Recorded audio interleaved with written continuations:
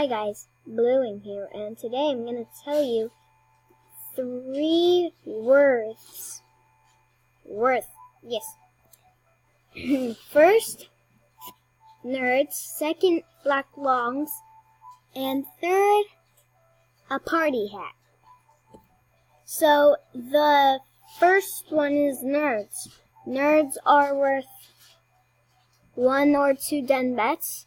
Black longs are worth 19 den bets and 1 short collar and 2 long wrists. Okay, and then party hats, they're worth about 2 black longs, 1 bad long and 1 good long, and then two bad shorts, and get the last one. 3 long wrists.